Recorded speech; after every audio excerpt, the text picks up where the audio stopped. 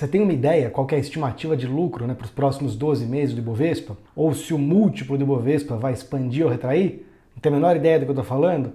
Então você não está operando como um institucional, como a maior parte do mercado está dizendo que você está, tá? Você tem curiosidade sobre esse tema, né, de por que você, como pessoa física, né, terá, né, eu também, terá muita dificuldade de operar como institucional no índice futuro, tá? Assiste esse vídeo comigo até o final que você vai gostar.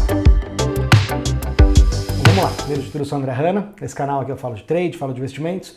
Estou fazendo uma sequência aqui de 4 vídeos, esse é o último, tá? Mas se você não assistiu os anteriores, por que você não vai conseguir operar como institucional? No dólar primeiro, depois no DI, taxa de juros, e depois em ações, né?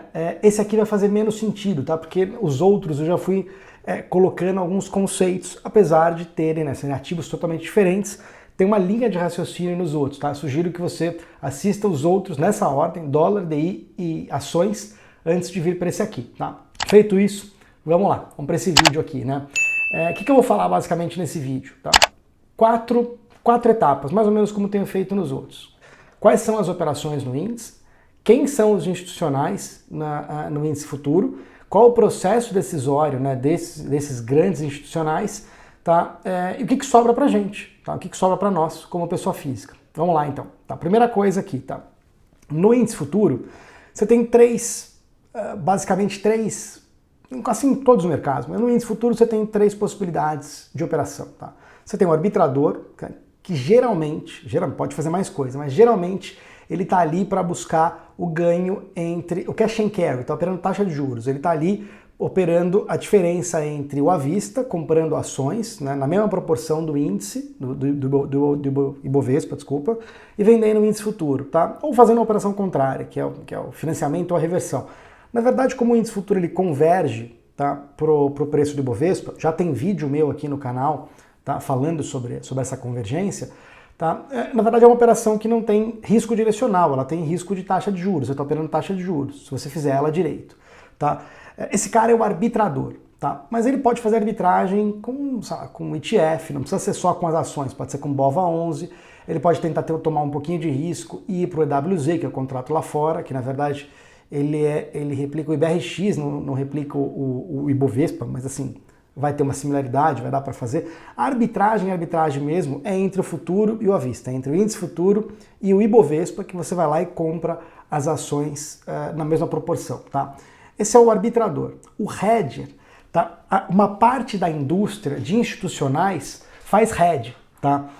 Especialmente aqueles caras que têm os fundos, né, de ações que chamam long bias. Tá? Eles têm uma carteira geralmente comprada em ações, muito parecida com os fundos de ações normais, né, com gestão ativa, né, que eu citei no vídeo anterior, né, e que eles escolhem ações com base nos critérios que eu também citei no vídeo anterior sobre ações, escolhem uma carteira que tende a superar o Ibovespa e, como por regulação, né, mesmo esses caras de fundo de ações, né, que são fundos long only, né, que só ficam comprados, às vezes eles podem vender índice futuro porque eles podem ficar até 67% do patrimônio comprado. Esses 33% ou eles transformam em caixa, uma parte pode vender índice futuro, bom, e por aí vai. Então assim, os fundos long bias, tá, eles têm a mesma característica do fundo long only, escolhe uma carteira, né, para tentar ganhar ativamente, né, em relação ao Ibovespa, mais do que o investimento passivo, mas o gestor ele tem o insight, ele tem um mandato para poder vender índice futuro para poder cobrir essa carteira. Tá? André, por que ele não zera a carteira ao invés de vender índice futuro? Tem uma série de particularidades aí. Tá? Muitos desses caras, né, tem uma série de motivos, acho que esse vídeo não é o canal para explicar, mas tem alguns. Um deles é que essa carteira o cara acredita tanto que, mesmo que ele nete, né, a exposição, né, já comprado em um notional aqui de 100 milhões, vende índice futuro equivalente a 100 milhões para zerar. Ele está no net, em teoria zerado, mas num gross exposure, ou seja, na exposição total dele está absurda, né? Tá 100 milhões aqui, mais 100 milhões aqui. Tá? Ele está no 200 milhões de gross exposure, mas netado em termos direcionais. Porque esse cara acredita que a carteira dele, se ela cair, ela vai cair menos do que o índice futuro. E também tem um negócio, tem o carry da venda do índice futuro, né? O índice futuro é negociado com prêmio em relação à vista, que é os juros. Quando você vende um índice futuro e o Ibovespa fica parado, o índice futuro vai perdendo valor todo dia até virar IBOV no último dia útil do vencimento. Tá? E isso é juros. Então quando você vende índice futuro, você ganha juros. Ah, André, é para fazer isso sempre? Não, tem timing para isso e por aí vai. Uma parte do processo que eu vou citar um pouco para frente aqui, tá? Então você tem o arbitrador, o hedger, tá? E o especulador. No índice futuro é difícil saber quem é o maior player, tá? Mas claramente não é o arbitrador, tá? Maior player no sentido de qual é a maior operação feita no mercado. Oscila muito entre operações de hedge e oscila muito entre operações puramente especulativas, que é a terceira origem de operação. Então, arbitragem, hedge e especulação. Especulação aqui não só no sentido de day trade, tá? Especulação no sentido de trade direcional, tanto para cima quanto para baixo, independente do prazo, se é intraday ou se é posição. Então, oscila muito entre operações de hedge e operações especulativas. Aqui eu vou tratar, né, uma boa parte do que eu vou falar de processo decisório, eu vou falar do processo decisório que é usado tanto para questões especulativas e uma parte do que é usado para hedge. Diferente do processo decisório que é usado para hedge no dólar. Lá é outra coisa. Geralmente os hedgers no dólar, eles não fazem a conta, uma conta macro fundamentada como aqui. No índice, geralmente se faz esse mesmo processo, tá? Então, vamos lá. Quem são, né, esses grandes participantes? Tá? De novo, também é diferente do mercado cambial, tal, não sei o quê. Tesouraria de banco não opera muito índice futuro, tanto. Então, os maiores players desse mercado, especialmente os que fazem especulação, tá, são os fundos locais, especialmente os multimercados, os fundos multimercados locais, e investidores estrangeiros, ou fundo, né, estruturas de investidores estrangeiros. Muitas vezes até brasileiro, com estrutura grande lá fora, que por questão tributária opera Brasil via uma estrutura externa. Tá? Por quê? Por que estrangeiro opera muito o índice? Porque o cara não tem uma equipe no Brasil para poder fazer uma análise específica de cada setor e fazer o que chama de stock picking, né? Que é, putz, eu vou ficar mais comprado em Petro, menos em Vale, mais no setor bancário e tal. Então o cara faz uma análise, pô, eu quero comprar bolsa de país emergente. O Brasil é mais um dentro de uma cesta. Ele não tá lá, de novo, você tem que assistir o vídeo anterior, né? Para entender o que é valor relativo, valor absoluto. Ele não tá lá para ganhar dinheiro acima quando ele faz esse tipo de decisão. Ele está lá no valor relativo, ele não está para ganhar no valor absoluto. Isso significa que se o desempenho dele for melhor do que o IBOV, para ele tá bom. Tá? Desculpa, no caso deles aqui, né, se for melhor do que... Esse cara, ele não tem a opção, ele não tem, na verdade, o instrumental para poder ficar escolhendo o cavalo. Então o cara vai direto no índice, é muito mais fácil para ele. Tá? E assim como a gente olha, por exemplo, os gestores multimercados locais, eles não ficam tentando fazer stock picking, a maior parte deles, fora do país.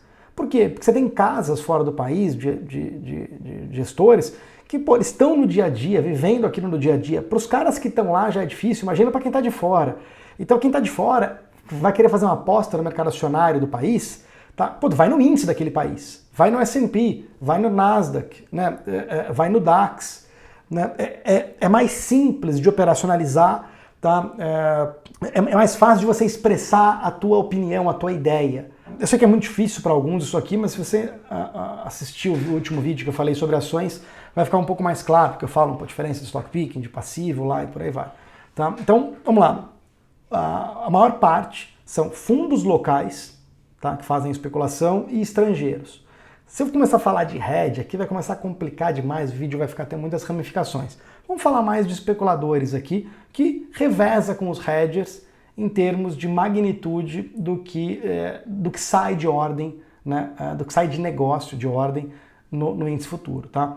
Então, esse é o segundo ponto. Né? Terceiro ponto aqui do vídeo, só para lembrar. O primeiro, quais são as operações? Arbitragem, hedge, especulação. Tá? Segundo ponto, quem são os players? Tá? Que operam bastante por especulação. Fundos locais, especialmente os multimercados, tá? Que fazem especulação, porque senão seriam os fundos de long bias de ações que ficam fazendo hedge, vendendo índice futuro para defender a carteira, e estrangeiro. Terceiro ponto, qual que é o processo decisório desses, né, fundos locais, multimercados, e também dos internacionais? E aí é um processo de 4 camadas muito parecido, com leves desvios do que eu citei nos vídeos anteriores. Tá? Primeiro, traçar cenário. E de novo, aqui traçar cenário é aquele vetor lá de, putz, a economia vai crescer ou não, o PIB daquele país vai crescer ou não, tá? Vai ter inflação ou não. Por quê? Porque esses são os fatores, são os inputs que o Banco Central usa no modelo para definir juros. E juros é extremamente importante nesse processo aqui, tá? Lembra do que eu falei, né, no começo, né? Sobre estimativa de lucro, sobre múltiplo, a gente vai falar um pouquinho aqui, tá? A primeira etapa do processo, qual é o cenário que um economista geralmente lá dentro estima? Olha, eu acho que esse cenário aqui, ó, o Brasil vai crescer, ele vai crescer acima da média dos emergentes, tá? A economia do país vai crescer acima da média dos emergentes, a inflação está controlada e a política de juros, que eu acredito que vai acontecer, é essa aqui. Esse cenário tem tantos por cento de probabilidade, tá? Não é um número exato, mas ele tem uma probabilidade X de acontecer. Alguém vai lá, etapa 2, confronta com o que está hoje na tela. Olha, o mercado hoje está precificando isso. Os 100 mil pontos do Ibovespa hoje, eles precificam, que, precifica X, em termos de crescimento, em termos de inflação, em termos de juros. E aí eles confrontam com esse cenário que o economista ou alguém da equipe lá dentro traçou. Falou, cara, olha, nesse cenário aqui que você traçou, de PIB crescendo mais do que os emergentes, inflação controlada, o preço da bolsa teria que estar tanto, teria que estar 120 mil pontos. Hoje está 100, tem uma assimetria. E vai monitorando a probabilidade daquele cenário acontecer, vai traqueando aquilo em alta frequência, né, dia a dia, né, se o cenário está caminhando para aquela estimativa ou se não. Tá? Então essa segunda etapa é monitorar se tem assimetria. Se o preço que está hoje está assimétrico em relação ao preço que estaria no cenário que o cara previu, se aquele cenário se concretizasse. A terceira etapa é do posicionamento técnico, já citei algumas vezes, que é o tamanho, a magnitude, se o mercado já está apostado naquela tese ou não.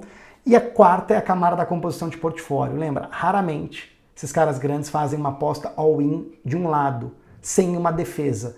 Tá? Nos Estados Unidos é mais fácil. A defesa para o mercado acionário, para você comprar S&P, a defesa é vender taxa de juros de 10 anos. É isso. Eu ensino isso no meu treinamento de paridade de risco, que é um treinamento que não tem nada a ver com trading, ajuda muito quem é trader, sei lá, 60% do curso ensina macro, mas o final é para construir uma carteira de longo prazo no Brasil e nos Estados Unidos para superar o CDI e a taxa de juros local. Tá? Eu vou deixar o link na descrição aqui para quem quiser também conhecer esse treinamento. Tá? Mas no Brasil, a composição de portfólio é outra, mas raramente você vai ver um cara fazendo uma aposta única. Tá? No Brasil, a composição de portfólio depende se o juro está subindo ou caindo. Juro Selic, não juro longo. Tá? Se o juro está subindo, geralmente se vende bolsa e vende câmbio. Tá? Já expliquei isso em outros vídeos do canal. Se o juro está caindo, geralmente compra a bolsa e compra câmbio para defender a bolsa. Tem uma explicação para isso. Já expliquei em outros vídeos aqui do canal, falando sobre correlação e por aí vai. Tá? Então, tem essa camada de composição de portfólio.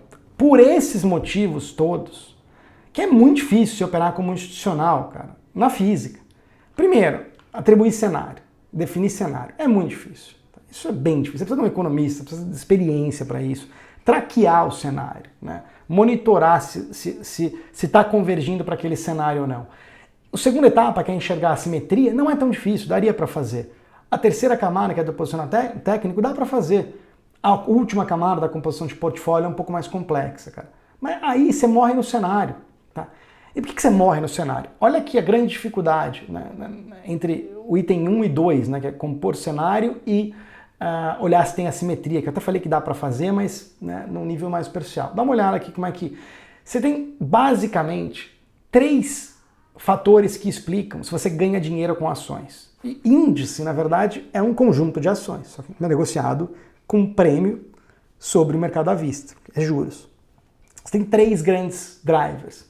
Dividendo, que não faz o dividendo, sei lá, ganha ali, você comprou, e você tem espera um ano, você vai ter um ganho proveniente do dividendo. Ele não impacta no preço do índice nem no preço da ação. Tá? Não impacta em teoria, mas não, sei lá, ele é um valor que vem para a tua conta. E você tem outros 2 drivers, que são os principais para fazer preço no mercado, que é expansão e retração, expansão, né, aumento e diminuição da expectativa de lucro futuro. O Ibovespa, assim como o S&P, ele tem um número lá, tá? Quanto que aquelas empresas, naquela proporção, é esperado que vá crescer ou reduzir nos próximos 12 meses o lucro daquelas companhias. Você tem ideia desse número? Provavelmente não, né? Tá, mas o mercado tem e o mercado traqueia isso e monitora isso. Não quanto lucrou o ano passado, é quanto espera que vai lucrar. Expectativa de lucro para frente tá? E também se o múltiplo, se o valuation da bolsa vai expandir ou retrair. O que é isso? Geralmente, que não é uma padaria. Como é que você negocia uma padaria, geralmente? A padaria te dá 20 mil reais de lucro líquido. Geralmente se negocia, sei lá, X vezes lucro líquido. Esse é um múltiplo. 10 vezes lucro líquido. O lucro é 20. Se o múltiplo que se negocia for 10 vezes, pega um estacionamento que é mais fácil. Se negocia de 25 a 45 vezes lucro líquido, tá? Mensal. Tá? Esse é um múltiplo. Depende. 25 vezes. Quando que você vai multiplicar o lucro líquido do estacionamento por 25? Quando você vai multiplicar por 45? N fatores. A qualidade do ponto, a duração do contrato, né? Uma série de fatores. Na bolsa é igual, né? E o principal catalisador do múltiplo é se esses lucros do IBOV ou daquela empresa são sustentáveis e o nível dos juros. O nível de juros define o múltiplo da bolsa, se ele expande ou se ele retrai. Então, você tem esses catalisadores, dividendo, que eu isolo dessa análise, você tem expectativa de lucro, que impacta muito no preço do índice, de ações também, mas aqui eu estou falando do índice como um todo, expectativa de lucro, a variação dos próximos 12 meses e expansão ou retração de múltiplo que geralmente está associado ao movimento de juros. Cara, se você não tem ideia disso, você não opera como institucional. Olhar a correlação, olhar o S&P, né? Olhar isso, olhar aquilo, cara, me desculpe, isso é correlação, isso não é operar macro. Né? E eu não estou dizendo que você não vai conseguir ganhar dinheiro operando índice, se você não entendeu o que eu estou dizendo.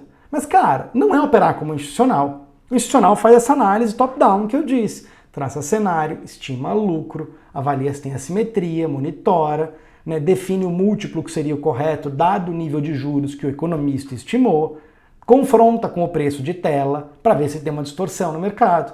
Isso é operar macro. Isso é o que os caras fazem. Meu amigão, você não está fazendo isso e nem eu estou fazendo isso. Tá? Por quê? Porque a gente não consegue ter um tracking da atividade e uma estimativa do nível de juros que vai ser nos próximos 12 meses. Esses caras não leem futuro, mas eles têm um cheiro melhor do que o nosso. Essa é a diferença. Você pode, eu te ensinaria num curso a fazer isso. O duro é que o cara tem informação. Né? O cara tá ali com o modelo do Banco Central. O banco ali, ou o fundo, ele tem o tracking da atividade, de inflação. Né? Quem já viu ali as minhas aulas, especialmente a de DI, tá? O vídeo que eu falo por que você não vai operar DI constitucional. Tá? Naquele vídeo eu falo que os bancos têm o tracking de atividade, têm o tracking da economia pelas empresas que ele atendem. E lá o cara tem uma sensibilidade que você não vai ter, cara, mesmo que você tenha know-how, entendeu? É um entrave muito grande. Então a moral da história, de novo, é qual o teu papel no mercado. O teu papel não é disputar, bater de frente na projeção do cenário como um institucional, cara. Né? Não é. Tá? Eu fico puto quando eu vejo gente, né? Sei lá, 3, 4, 5 anos de mercado, né, vendendo essa ilusão de que vai operar como institucional. O cara não vai, não tem a mínima ideia do que é operar como institucional, do grau de profundidade que esses caras que estão dentro dos fundos e de algumas assessorarias vai para poder fazer análise. O cara ganha dinheiro sempre? Não, mas não significa que ele não foi fundo na análise dele. Né? Entendeu? É isso aí. E o que sobra para nós? Sobram no índice, especialmente. De novo, aqui, não tenho experiência operando índice na física, minha experiência sempre foi mais no dólar. Tive algumas operações no índice, fazendo cash and carry, né, que é essa operação de juros, mas não na minha conta, precisa de muito, muito dinheiro. Eu fazia isso pro Lombardi, né, com quem eu trabalhei por muitos anos, né, isso entre 2006 e 2010, não lembro exatamente, basicamente 3 para 3 anos e meio fazendo essa operação para ele, mas direcionalmente não tenho tanta experiência assim operando índice quanto tive no dólar, mas sobram algumas oportunidades que eu sei que tem gente que faz, tá? Uma distorção na abertura, tá? Entre o índice e Bovespa, mas aí só dá essa distorção na abertura, tá? Você tem ali também o giro curto baseado no cash and carry, expliquei isso no vídeo, né, em que eu falo, né, sobre IBOV, sobre a diferença do IBOV para o futuro, se ele tem o poder de explicar, né, preço e por aí vai. Ali dá para você ter, né, o giro é bem curto ali, mas você está meio protegido, você espera que o arbitrador entre junto com você naquele momento, se você definiu a faixa onde o cara vai fazer o cash and carry, tá? Não é difícil fazer isso. Tá? O outro é o que eu acredito que é a leitura de fluxo puro também, que praticamente dá em qualquer mercado, que é você se aproveitar do processo de montagem de posição, né, do processo de price discovery desses grandes players. De novo, os caras têm uma ordem grande, eles picam essa ordem e entram no mercado. Eles não entram no mercado de uma vez, executando de uma vez, é muito raro. Tá? Então eu explico sobre isso naquele curso gratuito que eu gravei para a Nelogica, tá, de microestrutura e macrofinanças. Tá? Se você, vou deixar o link aqui embaixo também, se você não está inscrito, vale super a pena, porque putz, ali eu resumo todo o conceito de base que eu entendo sobre o mercado. E, sim, eu acredito que também tem, né, quando eu falei de expectativa de lucro e de expansão de múltiplo, é a base do modelo de preço justo para poder achar se tem distorção. Tá? É a base da modelagem que eu falo, né, acho que eu falei para dólar, né, no curso gratuito da Nelogica lá no final, mas para índice tem essa estrutura também. Tá? Não oscila tanta alta frequência no intraday, mas você tem ali momentos em que, pô, a cada 2, 3 dias, você vai ter umas zonas de barato e caro em que o mercado, pô, claramente exagera, ele está fora do que a modelagem baseado em fundamento, que é a expectativa de lucro e múltiplo, baseado nessa modelagem, fala, cara, o índice está fora do que, pô, ele distorceu aqui por algum motivo, né? E, pô, ali vale a pena arriscar uma compra ou uma venda seca nele, tá? E, claro, isso aliado ou não à leitura de fluxo, por aí vai. São basicamente essas oportunidades que eu enxergo. Claro que devem ter outras, mas essas são as que eu enxergo com mais poder de lógica, com mais poder de você continuar executando na mão, de explicar para a tua mente que aquilo faz sentido, aquilo tem uma expectativa positiva, que não é só validada por um número, por um backtest. Ah, se eu olhar o passado deu certo. Ela tem uma história para contar, para convencer a tua cabeça de que você precisa continuar executando aquilo mesmo quando dá prejuízo momentaneamente. Tá? Aquilo justifica para você mesmo. Então, espero que você tenha gostado desses vídeos, não desse, mas dessa sequência de 4 vídeos, porque você não vai conseguir operar como institucional os mercados. Não é para desanimar, pelo contrário, é para direcionar o teu foco para onde você tem vantagem. E tirar o teu foco da ilusão de que você vai operar igual os caras. Não vai. Mas não significa que você não vai operar igual os caras, que não sobra oportunidade para nós. Tá? Todos os vídeos acabam com essa ideia no final. Se você gostou, dá uma curtida, é bem importante, porque o YouTube entende que esse conteúdo é bom, eventualmente mostra para mais pessoas. Se não está inscrito no canal ainda, se inscreve, que aí você não perde nenhum conteúdo. E cara, escreve aqui embaixo o que você achou, não só desse, mas da sequência. Se tiver sugestão, né, de tema, sugere, tá? Se eu souber falar, quem sabe isso aí vira o tema do próximo vídeo. Beleza? Abraço, boa semana.